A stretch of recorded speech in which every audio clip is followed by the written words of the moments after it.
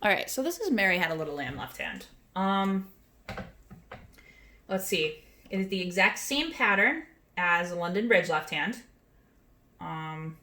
Except you're doing a chord. So this is the first time in Suzuki Book 1 that you're going to play a chord. A chord is just multiple notes at the same time. So you're going to play thumb and middle and pinky.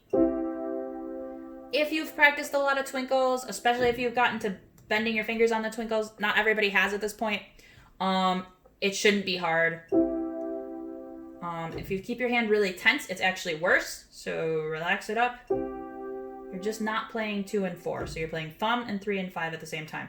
You're going to hold it for 4 beats. So 1, 2, 3, 4. I'm holding my fingers up so you can see I'm not pressing these guys down. When you're playing it, I just want you to leave these guys here. Alright, so they're just whoop, pretty loose.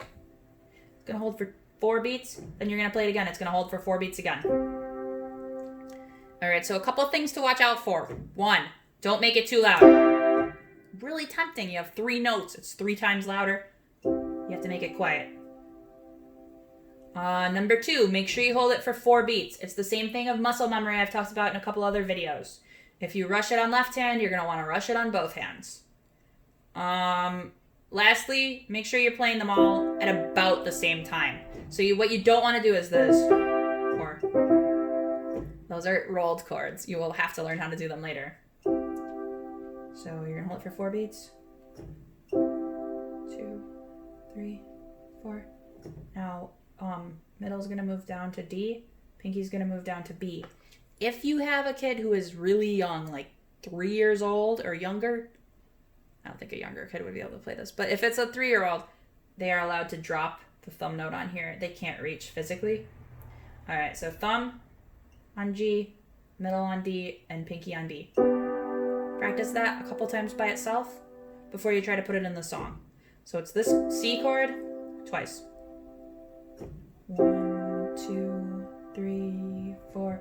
Now the B. 2, 3, 4. Now you're going to play the C thing 3 times. 1, 2, 3, 4. 1, 2, 3, 4. 3, 2. I should have counted like that the whole time. All right, now the B, D, and G chord. 1, 2, 3, 4. All right, so C chord twice, B, D, and G once, C chord 3 times, B, D, and G once. So 2 C's, other, 3 C's, other. All of them hold for 4 beats. 2, 3, 4. 2, 2, 3, 4.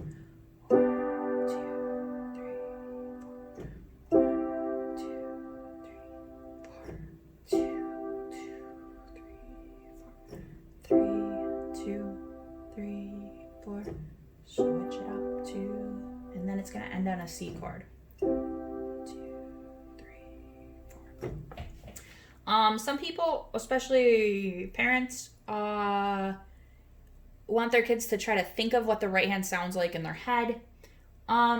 It's not a great idea. It's a good idea to just pretend left hand is its own beautiful song and embrace it even when it is a little boring. So when you're playing that and you do feel yourself getting bored, concentrate on having good posture, having your head up straight, holding your hand in the correct position, focus on other things, but try to embrace left hand as the beautiful song it is for what it is, rather than trying to memorize it solely by thinking about right hand. Long term, it's just a much easier way to go about it. All right, hope it helps.